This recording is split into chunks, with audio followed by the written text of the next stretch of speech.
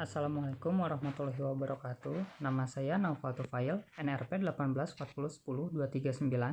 Saya dari kelas 18 MJE akan mempresentasikan mengenai kelompok rujukan. Kelompok rujukan yang berkaitan dengan konsumen yang dipilih. Keberadaan konsumen berpotensi dipengaruhi oleh berbagai tipe orang yang melakukan kontak dengan mereka atau yang mereka amati. Ada 5 kelompok rujukan yang mempengaruhi sikap dan perilaku konsumen, yaitu yang pertama, kelompok persahabatan. Kelompok persahabatan secara khas diklasifikasikan sebagai kelompok informal, karena tidak terstruktur dan tidak memiliki tingkat kewenangan yang khusus. Yang kedua, kelompok belanja.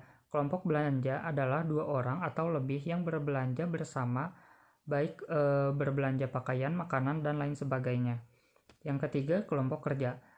Keberadaan orang di tempat pekerjaan yang sering memberikan banyak kesempatan pada kelompok kerja untuk mempunyai pengaruh yang besar terhadap perilaku konsumen para anggota. Yang keempat, kelompok atau masyarakat maya. Kelompok ini disebut sebagai kelompok baru sebagai akibat dari kecanggihan teknologi yang dikenal sebagai masyarakat internet. Yang kelima, kelompok aksi konsumen. Jenis khusus kelompok ini muncul sebagai reaksi terhadap gerakan konsumen.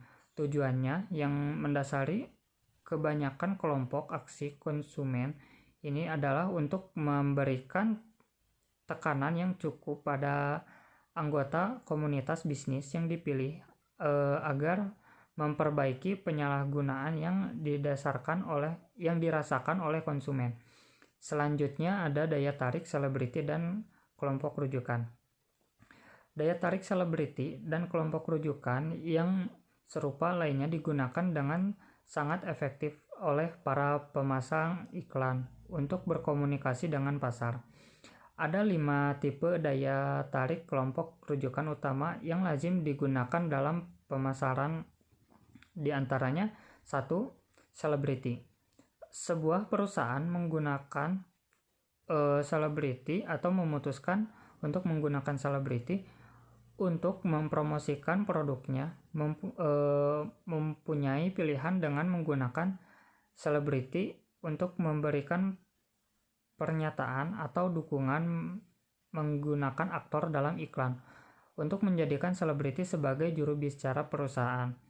Nomor 2, tenaga ahli. Tenaga ahli yang digunakan oleh perusahaan adalah seseorang yang karena pekerjaan atau keahliannya berada dalam posisi yang unik untuk membantu calon konsumen menilai produk atau jasa yang dipromosikan iklan. Yang ketiga, orang biasa. Daya tarik kelompok rujukan yang mempengaruhi pernyataan pelanggan yang puas. Keuntungan daya tarik orang biasa adalah menunjukkan pada para calon pelanggan bahwa seorang yang persis seperti mereka telah menggunakan dan puas dengan produk atau jasa yang diiklankan. Yang keempat, juru bicara eksekutif.